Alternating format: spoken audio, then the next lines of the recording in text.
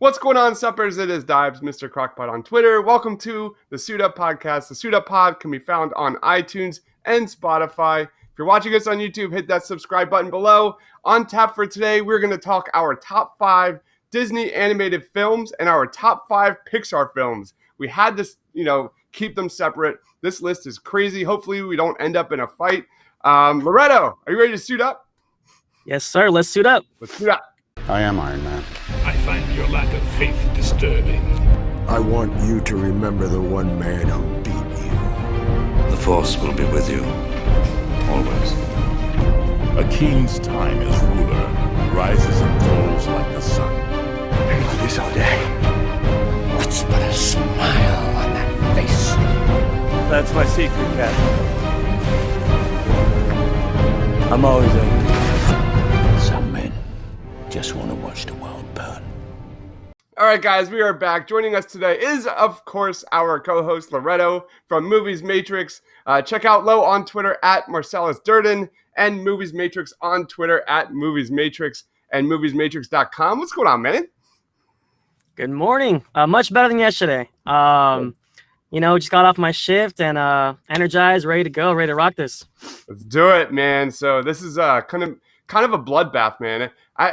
We're making our top 5 Disney animated films and our top 5 Pixar films. For me personally, it was harder to rank my top 5 Pixar films. What about you?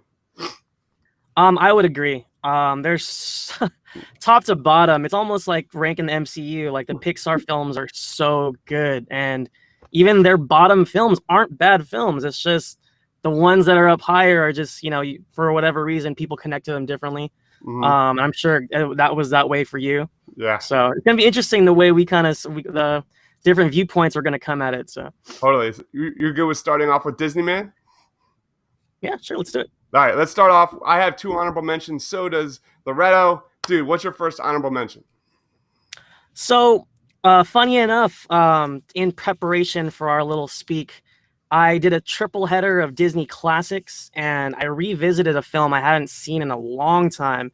I actually have the original bookcase VHS, the plastic set, and it says Disney Classic on the side. It's 1953's Peter Pan. Nice. And admittedly, a lot of that did not age well.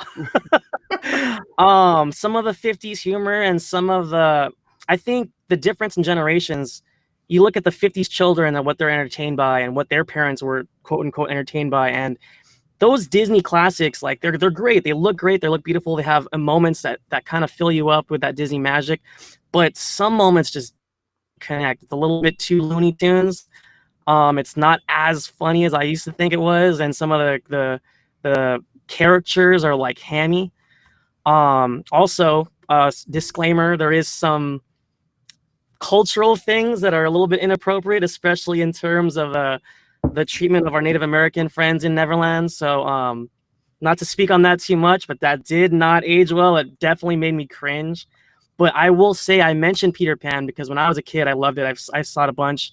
And that scene when they're flying over London is magical. My wife is over here and is like, she loves Peter Pan. Have you ever been to Disneyland? Disney World. No, never. Nice. Disneyland, no.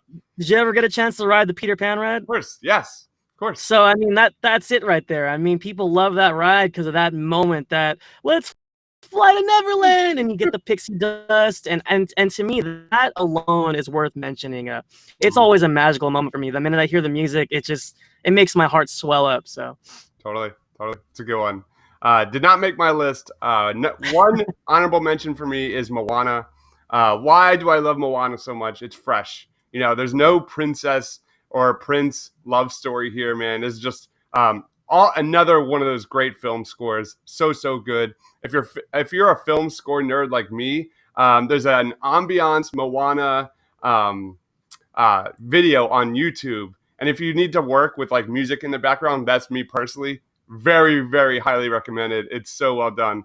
But yeah, like Moana just teaches young females empowerment and independence. It's Moana is just one of those mind-blowing Disney princesses that that Disney got right, and it was just a really fresh movie. Do you have another honorable mention, man?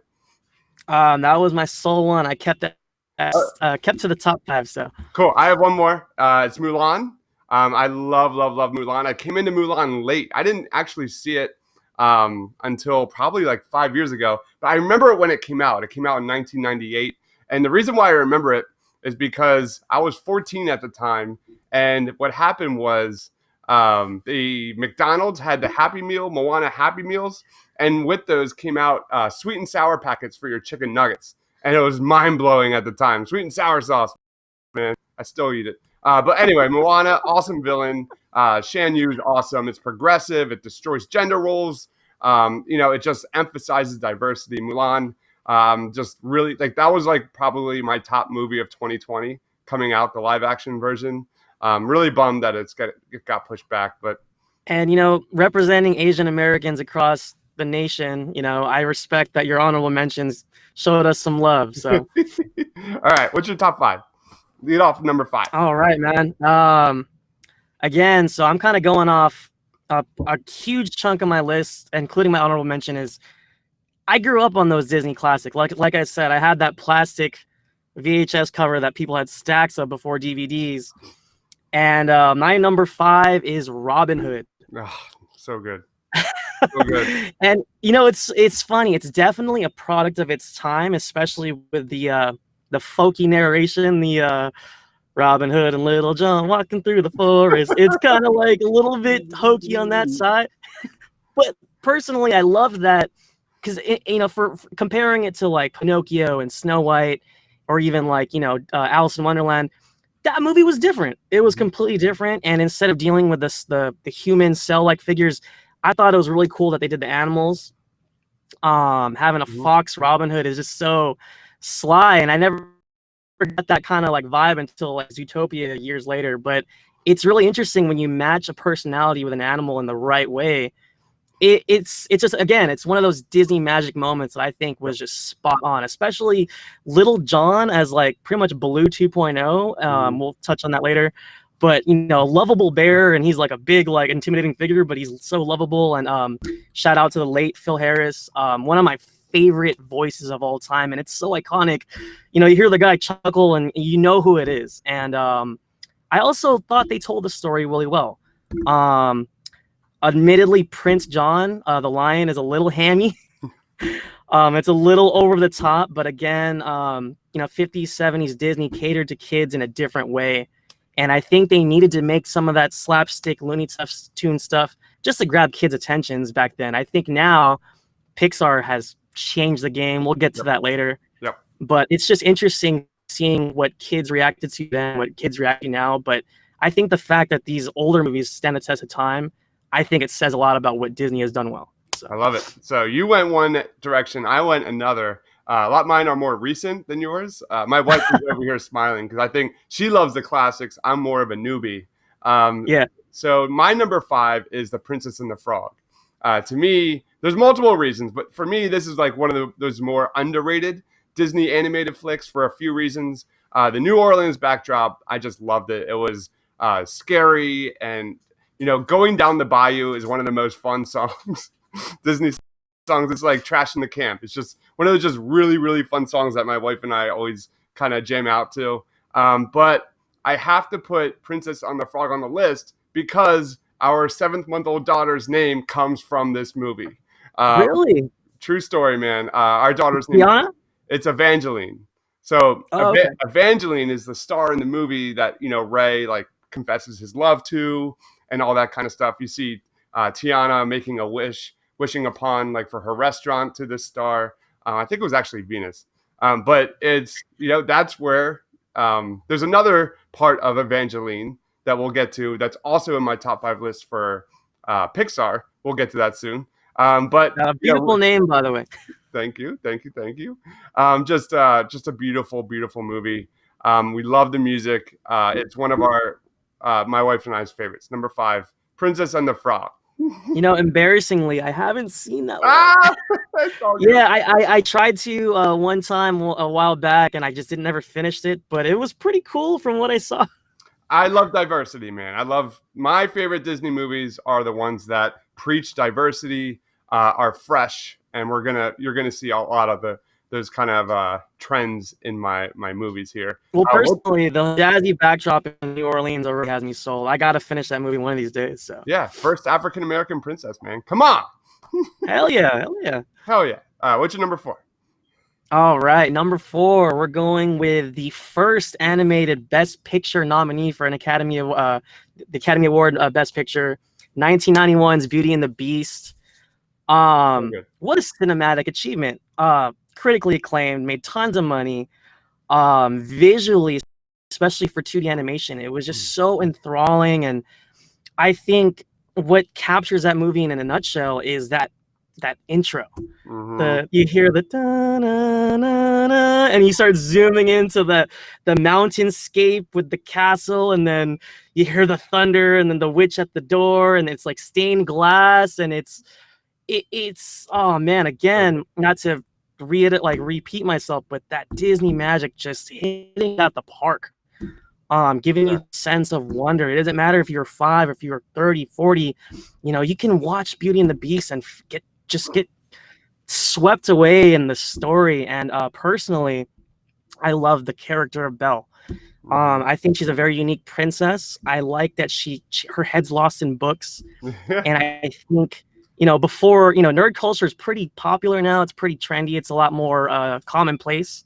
But I would say like late 80s, early 90s, it wasn't that cool to be a nerd. So, if we had our first nerd princess, and she, that initial song too. I mean, how can you not just bonjour, bonjour? It gets stuck in your head, and Marie the Baguettes, and and even going to be our guest. It's just iconic songs. Of course, the Beauty and the Beast, the title track is. How can you not hear that song and just feel a swell of emotion? Just a wonderful movie, beautiful animation. I just love the story. Absolutely. Beauty and the Beast is my number 3. I'm just going to kind of piggyback off of yours, man. Obviously, you touched on the animation. Just visually outstanding. And you went to the intro. I go to that ballroom scene, man. And that ballroom scene is just a masterclass in animation. But what I love about Beauty and the Beast, you touched on it too, is Belle. The intelligence side too, like, she's not some like female waiting for a prince to save her or anything. She's not looking for like one true love. She just wants a freaking adventure, man. She doesn't give a shit about true love. She wants to learn. She wants to go on adventures and experience different cultures. And I just love that about the character. And like you said, man, it might be a 1991 movie, but man, this was a really forward-thinking film, and I just appreciate it. It's one of those movies that when it's on, you're watching the whole thing. I love Beauty and the Beast. Yeah. And the compassion. I thought that was, at the end of it, she saw the beast for who he was, and gotta love that, Yep, absolutely. All right, I'm gonna go into my number 4. I can't believe this is not in my top 3, but here we are. It is Aladdin. And whoa, I know this is nuts. But why is Aladdin in my top 5 list? Robin Williams, and then Robin fucking Williams. Rest in peace, brother. R.I.P. the legend. The only casting that maybe rivals Robin Williams is James Earl Jones as Mufasa. Just all-time castings. But probably that casting is even tears away from Robin Williams. The themes here are pretty common Disney fare. Be truthful, always keep your word, all that kind of stuff. But it's the biggest theme here from Aladdin is that socioeconomic status doesn't mean anything when it comes to true love. I love that. That was forward thinking. True love can happen anywhere. And the last reason, Robin Williams is fucking awesome. Hey, that's reason enough. I mean, who doesn't think of the genie and not think of Robin Williams? So absolutely. What's your number 3?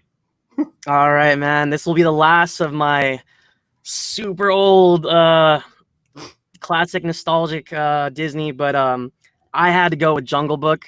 Oh, so good, man. I love it. We're I love the diversity and choices here. I love it. Yeah, and again, it's kind of similar to Robin Hood. I liked how, predating Lion King, it showed you like animals with character.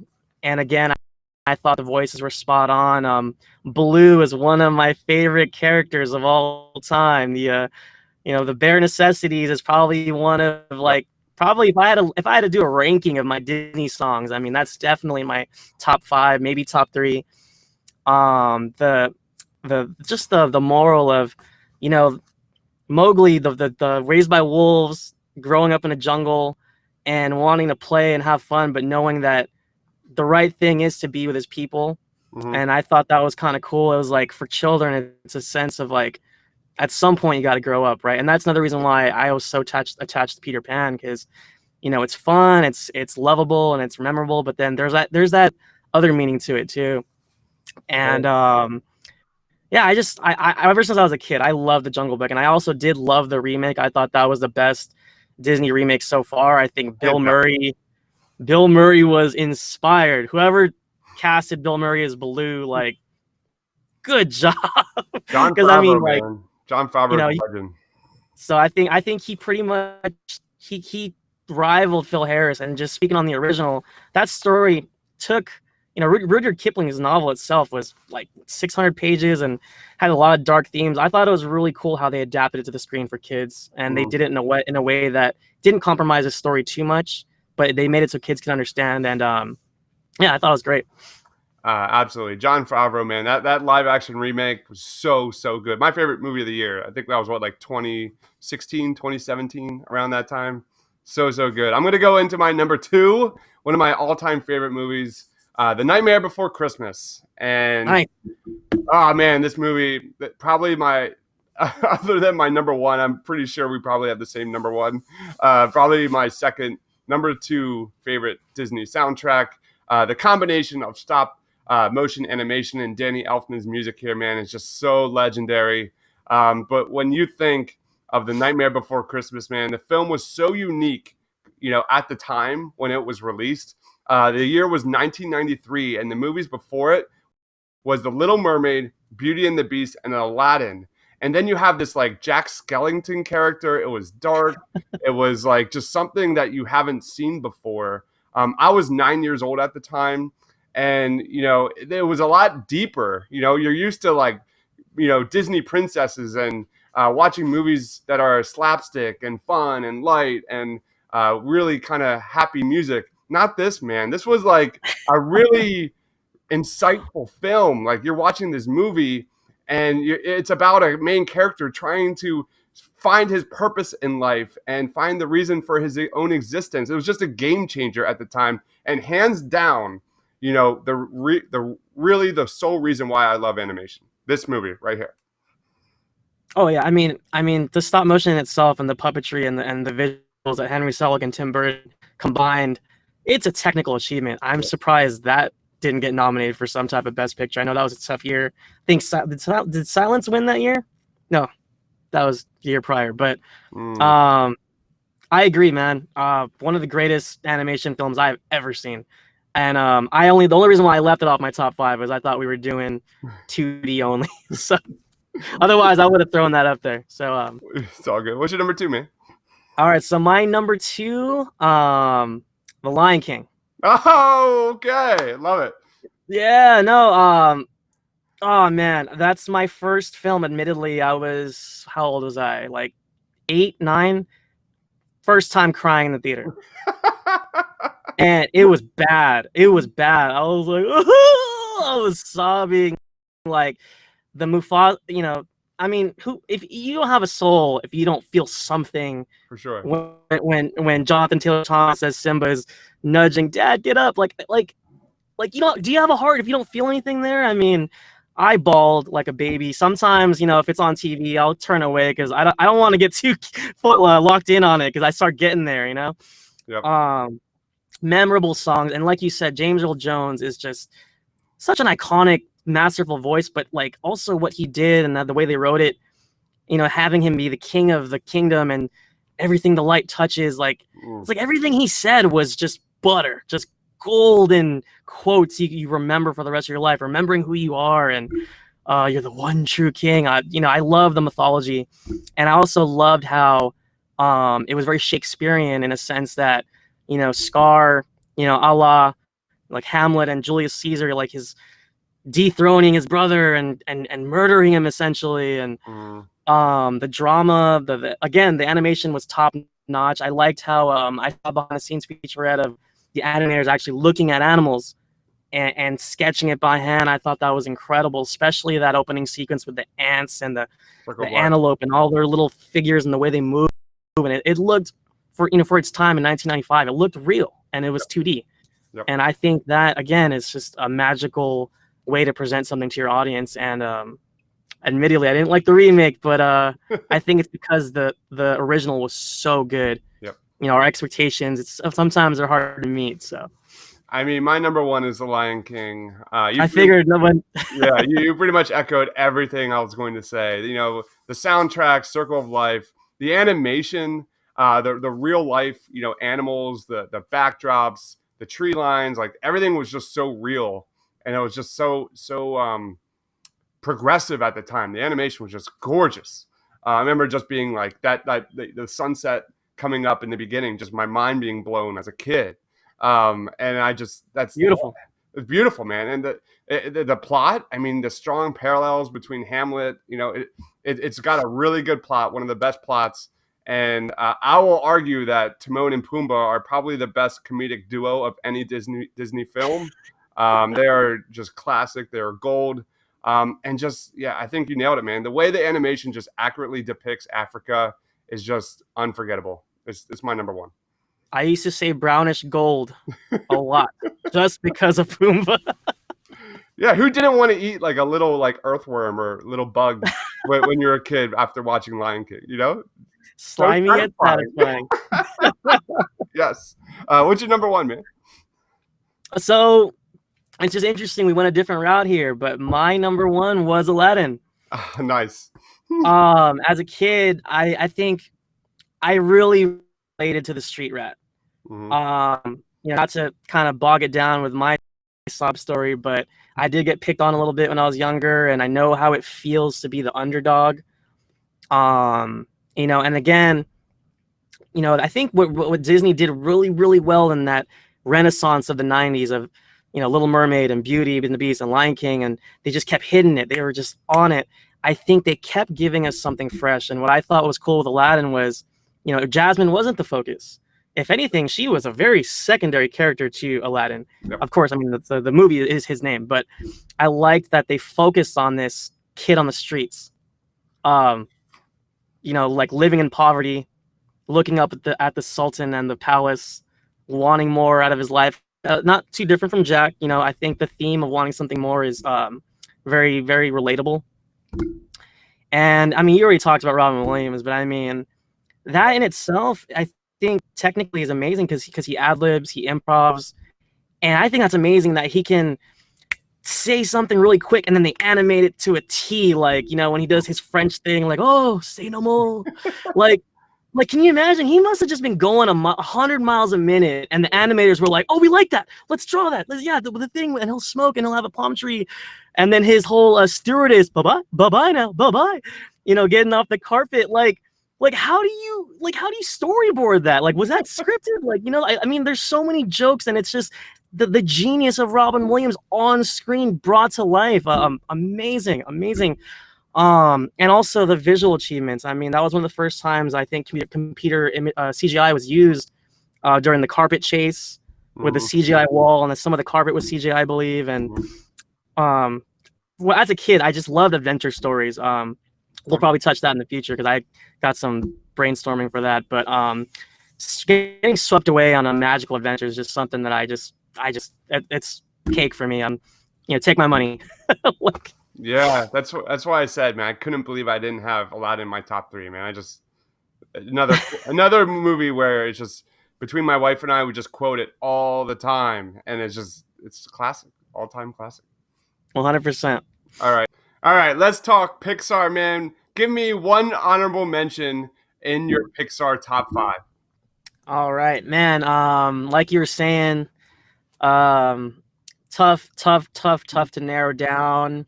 Kind of a Royal Rumble of sorts, like, yeah. I don't know if you're a wrestling guy, but it's like hard when you have like a bunch of favorite wrestlers and then they're all trying to knock each other out of the ring. So my honorable mention is 2004's Incredibles. I know. Yeah, no, it's Honorable weird. I know. mention. I know that's a upper tier, some people's favorite film, and I think their whole like 60s almost like spy take on the superhero genre was phenomenal. Mhm. I also liked the Fantastic Four-esque Yeah. vibe that we got. The family dynamic was interesting, and I think Pixar was the right studio, and Brad Bird himself, amazing director, was the right guy to tell that story. Had the right amount of humor, immediately relatable to either, whether you're a dad or whether you're, who doesn't remember being a foolish little kid messing with people, like Dash doing the fast thing with the teacher and the pin, brilliant. Mhm. And then the shy, Violet's the shy girl that Mhm. scared to talk to the boy, like, and even for guys, like, I get shy to talk to girls, so I can relate to that. And Sam Jackson is always great. Where's my I think he should. suit? What was that? Where's my super suit? Yeah, man. I kind of wish he'd do more voiceover work. His voice is immediately recognizable. Yeah. And when he's given a character like Frozone, it's awesome. He brings it to life. And that too. I mean, the cast was phenomenal. Yeah. Craig T. Nelson, man. Mhm. Shout out. I always remember him as Poltergeist, but damn, he plays a good dad. Like. Mhm. What can I say? I mean, it's just a memorable film, but unfortunately, just didn't crack my top 5. Yeah. But definitely, I had to talk about it. I mean, it's awesome. So. Awesome. One of my honorable mentions, like you said, man, this list was absolutely brutal all week to make. I probably changed it 5 times. I think when you first mentioned, like, hey, let's do a Disney Pixar list, I was like, I got this. And I did my Disney list. I made that pretty fast. And then I did my Pixar list. And then as the week went, like, I just like, I was like, oh, I can't like leave this one out. Like, oh, I can't. And that's why we had honorable mentions, mostly because of my Pixar list. Like Finding Nemo. Finding Nemo is on my honorable mention list. Really? On my honorable mention list. And first up, big nod to my man, Thomas Newman, one of the best film scores in all Pixar film. And just the animation is breathtaking. It truly immerses you into, the undersea and this just, living, breathing world. And it just makes you feel like you're literally in the movie.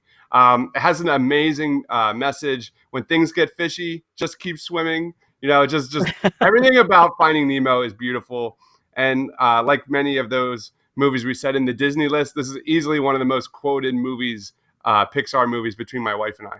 We just. Fun fact: I used to do rideshare service, and I had an instrumental score playlist. And first day at school, Thomas Newman, that was one of my songs because it was really like easy going, and if you knew it, you knew it. And then some other people were like, "Oh, this is really pretty," and I'm like, "It is, isn't it?"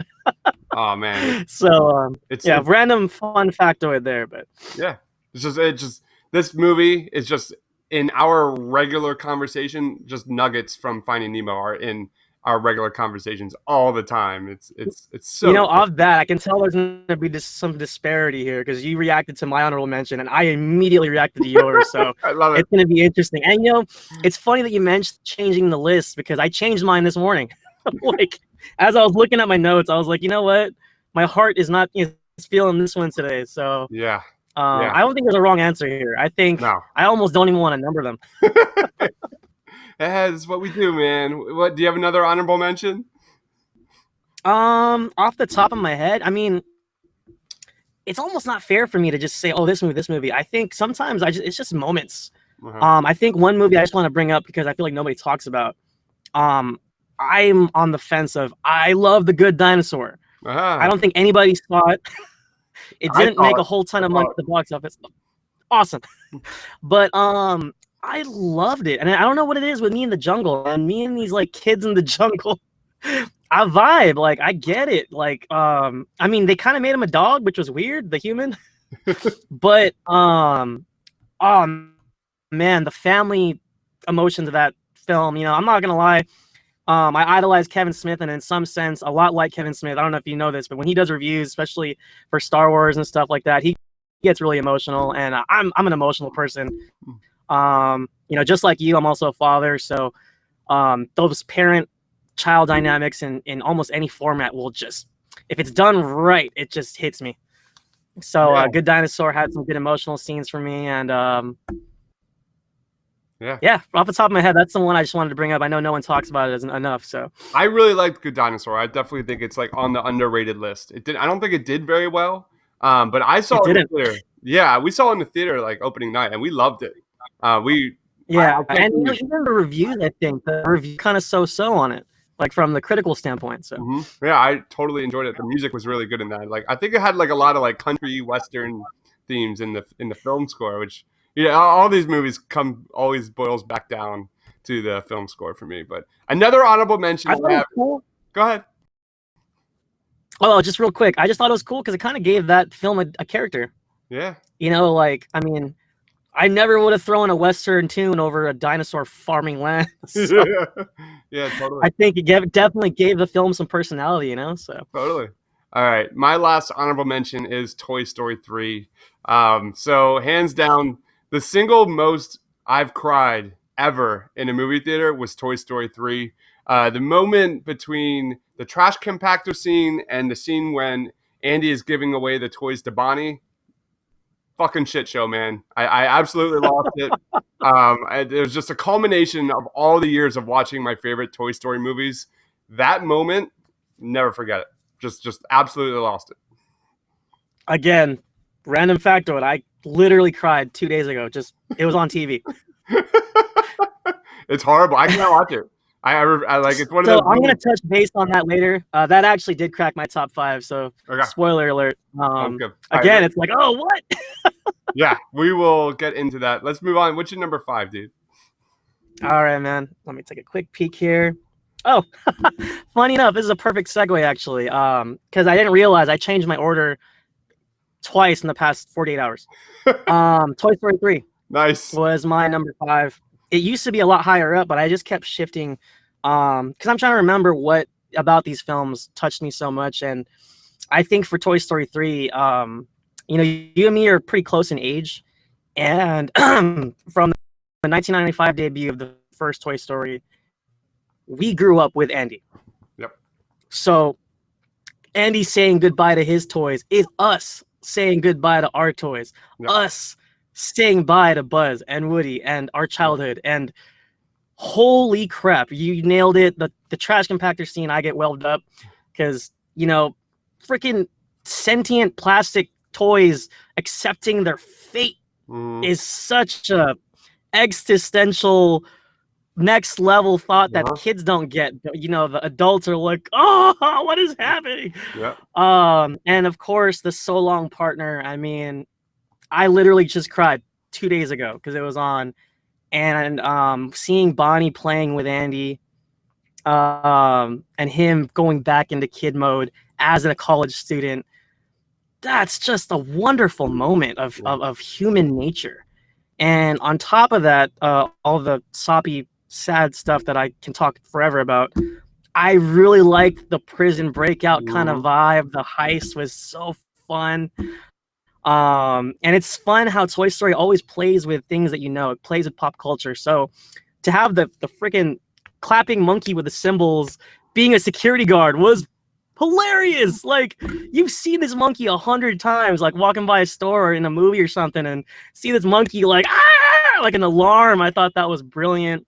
Potato Head using a tortilla as his body, and there's so many inventive things. Ken with all his freaking outfits. I did not know that was Michael Keaton, by the way. Totally transformed himself. Great flick, and possibly like one of their best visual films. Toy Story 4 topped it visually, but story-wise, I think 3 was better, and just an amazing film. Yeah, and I'll get into my number 5 soon. I'm sure you can guess what it is. But I didn't have Toy Story 4 on my list, but I really enjoyed it, and I really love the themes of Toy Story 4. Like, what is the existential purpose of a toy? And it kind of flipped everything on its head. I really love Toy Story 4. But my number 5. You didn't like it? No. I was impersonating trash. Forky. Trash. and he just like dives like I'm trash. Yeah. All right. My number five. My number 5 is Toy Story. It's crazy to think. Yeah, it's Toy Story. It's got to be in a top 5 list. Any Pixar list has to include Toy Story. It's Pixar's first film, and it's the first ever computer animated film ever, and it's still the template of every movie moving forward. And I came into this movie when I was like 10 or so, and it was just the most beautiful movie. Like when you look at all the movies Disney did before this in the 90s, it was Rescuers Down Under, Beauty and the Beast, Aladdin, Nightmare Before Christmas, Lion King, a Goofy movie, love that movie, and Pocahontas. So this was something that you never saw before. Buzz and Woody, like the visuals, it was just in animation, just something that was just so shocking and amazing. And then, we talk about the Pixar verse, and when we talk about the MCU, like Toy Story is to Pixar what Iron Man is to the MCU. It started everything, and it needs to be on my list. It deserves a spot, rightfully so. Is it the best movie? I mean, we could do a whole other pod on what's the best Toy Story movie. I mean, Toy Story 2 is also really, really good. That would be really fun. But Toy Story just is such an original classic that it needs to be on it. I respect that 100%. I think you making that parallel to Iron Man is perfect. I mean, where would we be without that first Toy Story, or Pixar, so to say? Just to touch on that real quick, my only problem with this Toy Story series, I just feel like, in my opinion, it just got better and better. Yeah. Like I thought 2 was better than 1, and I thought 3 was better than 2. 4 not so much, but I just kind of felt like that's why 3 made it on mine. Yep. So, and I love Toy Story. Don't get me wrong, I love it. Endlessly quotable. It's literally I had to put it on my top 5 list because it's just so iconic. And I respect that. Yeah. And that's kind of me. If we ever do MCU rankings down the line, that's kind of me with Iron Man. Like, no matter how many movies come out, Iron Man sneaks its way into my top tiers. So it's just so important. It's such an important film. All right, let's go on to number 4, man. What's your number 4? All right, I'm actually wearing my number 4. Yeah. Shout out to T Public for this lovely design. Kind of a mashup of sorts. His directive is Groot. So disclaimer, just for people that don't know me that well, I don't know what it is with artificial intelligence and like android / robot / these sentient beings that the morality of if they have a conscience or a soul is something that always spoke to me. So just to give you a quick flashback on why this movie touched me so much. I grew up on Short Circuit. I don't know if you remember that movie. Johnny Five from the 80s. His build was very similar to Wall-E. It's one of those wacky 80s movies that a lot of people probably don't remember, but I was really touched by it as a kid. I thought it was really cool, the concept of the character. It was kind of like a metal version of Pinocchio, kind of like, I want to be a real person kind of thing. And I thought Wall-E for me was probably one of the first times Pixar really, really dug deep in its themes. It has a lot to say, especially in terms of where our possible Earth and our possible future could be heading. It was haunting for me. I mean, as cute as Wall-E was with his love story with Eve, the overarching theme is that we killed the Earth. And I loved that the message of Wall-E was it's never too late to fight back. And, because we abandoned Earth, but then I loved that at the end, we came back and planted that one plant. That symbolic concept of just not giving up on our planet, I thought that was beautiful. I'm getting all emotional talking about it. In terms of especially with a pandemic right now, I think those kind of powerful messages are just so important. So, yeah, Wall-E's my number 3, man. So I'm just gonna piggyback off of you. Yeah, like you said, at the time it was so original, so ambitious from Pixar. It's just this little robot living on Earth that's basically been abandoned. There's not a single line of dialogue. There's a cockroach, and that's about it for 30 minutes. And then you get to you just think about how Pixar how they're able to humanize and make you care so much about this trash compactor is just so impressive that like you feel for this robot. You're rooting for this tiny little robot. He's in love. And my favorite memory of Wall-E was the scene where Wall-E and Eva are out in space and they do this like dance that they're flying around in space, and it's truly Pixar's greatest love story. And it's breathtaking. It hit, and it still holds up today. It came out in 2008, and it's still freaking gorgeous, man. Going back to Evangeline, the name of my daughter, Eva is short. We call her Eva for short. That's the second part of why we name her, because we love Wall-E. That's adorable. It's man. my number 3. It's my number 3, but it's easily one of our favorite, most quoted movies of all time. And I'm going to take it a little step further, because you think of Pixar and Disney. This is 2008. It's the Star Wars prequel trilogy came out. Hear me out. I could be totally off base here, but the Star Wars prequel trilogy came out between 1999 and 2005. Wall-E was released in 2008. I have no evidence to support this. I'm just guessing, but I think George Lucas saw that how much emotion came out of these little droids and was like, "Yep, we're in. Disney, you got it." You know what's funny? I mean, that's kind of what I was touching on too. I mean, getting attached to R2 and getting attached to to an extent 3PO, even though he's kind of annoying sometimes.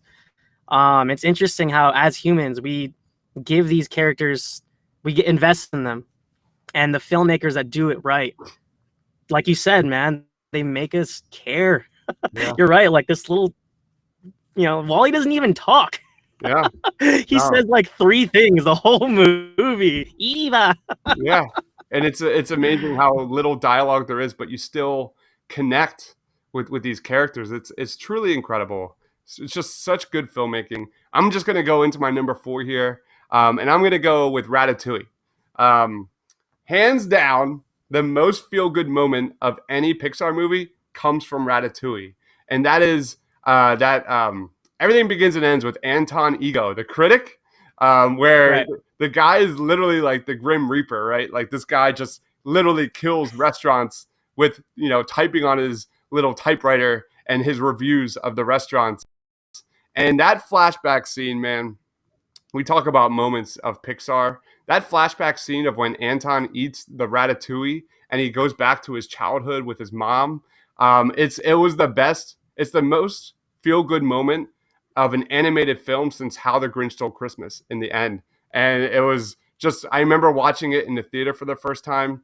It was just beautiful. And, that the movie is great. That Anton's like just got this giant pessimistic view of the world and then gets overmatched by this little tiny rat named Remy. He's just so optimistic and has this wondrous love for cooking, and he just wins. He beats Anton, and the love of cooking wins, and it's just awesome. Yeah, I think a little bit of bias because you cook, right? I love to cook, so yeah, I love cooking. Hey, admittedly, Ratatouille is a gorgeous looking film. Brad Bird again hit that one out the park. That one didn't make my top 5, and it's like that's how stacked Pixar is, and it's criminal almost. Like I felt bad not talking about it. I mean, I probably should have put it in my mentions, but I love that film too. I love the way they framed Anton. He was like the Darth Vader of France. He walks into the restaurant, everyone's like, so good. It's so good. Yeah, man. And Remy was probably one of my favorite. If we ever did a ranking of characters, Remy is awesome, and I could watch that little rat cook anything. I mean, the way they framed him and the way they really threw like the details into when he chops stuff and throws it in there, and it's awesome. Of course, and the film score I think is done by Michael Giacchino, and it's just absolutely, the French themes are absolutely dynamite. So good. Let's go into your number 3, man. All right, man. So this is I'll just disclaim it right now, man. My top 3, they all broke me in some way or fashion. And I mean, just for that fact alone, I have to bring it up. So my number 3 is Monsters Incorporated. Nice. And I mean, it's not like we've never seen top-notch casting before. I mean, I think Mel Gibson was in Pocahontas. Of course, we talked about Lion King. We talked about, of course, Robin Williams. But to see Tom Hanks, Tim Allen in Toy Story, and then in Monsters Inc., John Goodman and Billy Crystal, like what a duo! Yep. Like first of all, like such brilliant comedic minds, and the way they play off each other, and they're not even like acting next to each other, but their voices, like you feel the best friend nature of Sully and Mike Wazowski, and I love that. I love the world that we get dropped into, especially in the beginning, like especially when I first saw this in theaters. The way they framed the beginning, like spooky monster, and it's quiet, and you see the shadows, and it's like, like, the first time I saw it, it gave me a little bit of goosebumps. I was like, okay, like this is different. This isn't toys, And again, stepping out of Andy's bedroom into an entire monsters universe in itself, like that's their dimension or whatever it is, and then they come into our world. So I thought that dynamic was cool, and then just going back to the emotional parts of it. Boo saying bye to Sully tore my heart out. Again, that was at 2002 or so. Yeah. I was bawling. Like trying to hide it. Like, what? I'm not crying. When she says bye to Kitty, and oh man, it's just it's such a great relationship there. Like it's the parental kind of vibes that you're trying to take care of this kid, you get attached, and at some point it's the right thing, but you got to say goodbye. And oh man. Yeah, I do not have Monsters Inc. on my list, sadly. But yeah, I said earlier that Timon and Pumbaa are the best comedic duo in Disney. Mike and Sully, man, they're right up there, man. And like you said, the amount of heart, when Monsters Inc. first came out, and when that credit hits, and you have Boo and Sully saying goodbye or whatever, and having so much heart in an animated film was kind of like unknown at the time, and it just kind of left you like, whoa, like Pixar's legit, man. And that was like my like memory of Monsters Inc. How like where we come from had so much heart. You felt warm at the end when the credits hit, and animated movies didn't do that back then, Yeah. And also fun little tidbit on it too that I just enjoyed was Monsters Inc. was the first time we really started getting those Easter eggs. Like they really started to pop up. Like I don't know if you remember, but when Boo's giving her toys, like showing, hey, look, like Sully, it's my room. She gave him Nemo. She gave him Jesse. And I think on the floor you see the Pixar ball with a star. Yeah. There's a Pizza Planet truck in the film as well, and it's like those details. I mean, it shows you like the passion and heart that the Pixar team puts into these things. Like, the freaking squid cutting sushi.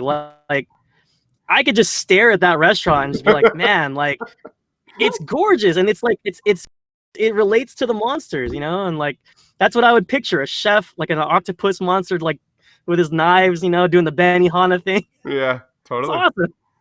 I have Love one the complaint. details, man. I have one complaint, and it's not about Monsters Inc. Is that there was one little element of these movies back then that Pixar completely abandoned. And I don't know if you remember, man, the bloopers. Do you remember the bloopers from Monsters Inc. Gold. Toy Story? They were gold, man. Bugs Life had them too, didn't they? What's that? I think Bugs Life had a blooper reel as well. Yep, Bugs Life. Toy Story had some. And then they just kind of let it go. I miss those bloopers, man. They were hilarious. Oh, brilliant. And honestly, if I could sign a petition to bring that back, I would sign it in a heartbeat. Bloopers are great. All right, should I do my number 2, or do you want to do your number 2? Yeah. Oh, go for it. I need to take a coffee break. Yeah. All right, my number 2 is Up. So Up is the adult in the room for me. In the Pixar verse, Up is the adult. By far, the most adult-oriented movie in Pixar, but one of the most epic 10 minutes of my life seeing it for the first time in the theater. I remember walking in. I could not wait to see this movie, and there wasn't a dry eye after the first 10 minutes of Up. It's the movie just clicks on all cylinders. It's got so much human emotion in this movie. It's got so much imagination, and it became the only second animated film in history after Beauty and the Beast to be nominated for a Best Picture Oscar. And what's really crazy about Up is when you hear the theory that Carl was actually dead the whole time. Did you ever hear that theory? I didn't actually. It will change your life. Expand on that for me, please. So the scene when when his wife dies and goes back into his house, there is a fade to black scene where there's a theory that Carl actually died of a broken heart.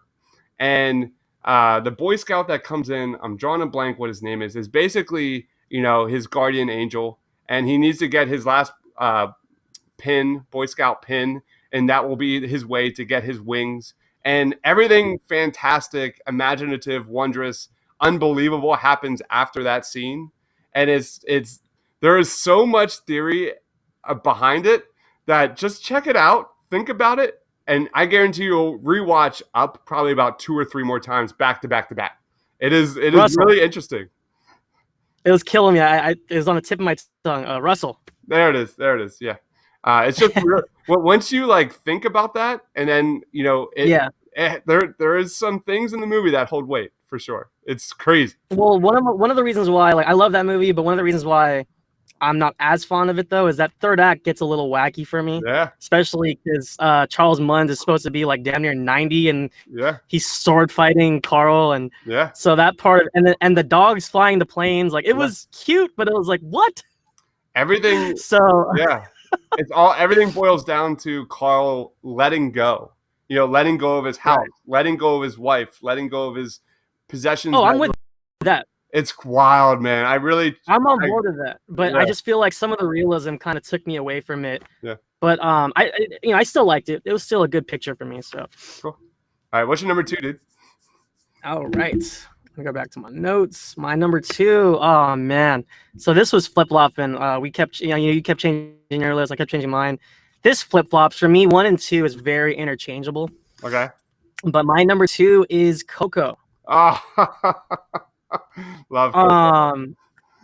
For me, it's probably one of the most breathtaking moments in, Pixar has a collection of beautiful moments, but for me, Miguel walking across that flower bridge, seeing the land of the dead and the score. It's so good. Oh, it's just takes my breath away. And I loved that world. The land of the dead was such an interesting concept. Again, Pixar really taking it to the next step, thinking, hey, what happens when it's all said and done, and also the main theme of the film of family. And I'm not gonna lie, again, like Toy Story 3, sometimes this movie that ends on, I almost want to walk away because if I get locked in, I'm gonna start crying. My rest in peace, my grandmother, love her so much. She had Alzheimer's, so it was definitely relatable. I actually sung "Remember Me" at the wake. It was just something. Well, not the wake, but at the service, and it just the song itself resonated with me 100%. I'm a musician, so again, the little moments they nail, for example, when Miguel's playing guitar, his eyes close and he's pouring his soul into the guitar, and awesome. Just that little guitar solo he has, it's being an ex-musician, I am one with that kind of moment, because that's how you feel when you love something. And I imagine whether you're a painter or you're filming or if you're playing music, if you love something that much, you just lose yourself. No pun intended with Eminem or nothing, but Mom spaghetti. So Coco, man, just a beautiful story. And one more little tidbit before I forget. I had a little outline of what I want to say, but Hector's character, I mean, all he wanted to do was go home. And again, emotionally, that is such a heartbreaking thing. I mean, he got murdered over the simplest thing out of the greed of Ernesto de la Cruz. He just wanted to go home to his daughter. And oh man, I love that story. My son loved that movie, watched it a million times, but I can't watch it all the way through every time. So Yeah, yeah. just a powerful story. Just like we talked about Toy Story 3, Toy Story 2, When She Loved Me, when Jessie like gets abandoned or forgotten, I think, by her owner. That last scene of Coco, man, it was just so emotional because I remember seeing it. We went to the local movie tavern here, and I had a couple beers, a big tanker of beers, and we're sitting. And I remember the credits hit, and there's a scene at the very end where they're celebrating life. Hector comes home, and everyone's just so happy. The grandmother, all that kind of stuff, and I just lost it. It was just waterfall tears. And I remember the credits are rolling, and everyone's walking out of the theater, and I'm just such an emotional mess that I refuse to leave. I don't want anyone to see me because I was exhausted.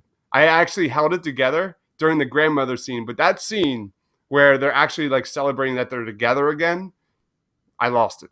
And the music is just hands down. I don't And have just touching back one more time, I mean, that concept of like remembering your loved ones, Yep. passing down their stories. And I don't have like an ofrenda in my family's culture, but I love the concept of it. I mean, keeping the memories living on and having those pictures passed down to your generations. I thought that was a beautiful sentiment. Such a powerful story. It just makes my heart sing. No, Yeah. pun intended. It makes my heart sink that I don't have Coco on my top 5, and it's not cool. It's not cool. I'm sorry, Pixar, but I'll do my number 1 here. It is The Incredibles. Beyond the obvious answer, it's The Incredibles. It's one of my favorite movies of all time. Okay. Just combining my love for superheroes and Disney, like this movie had it all. But what it was, it just boiled down to a family comedy. Brad Bird, if you're listening, please direct Fantastic Four. That would be perfect.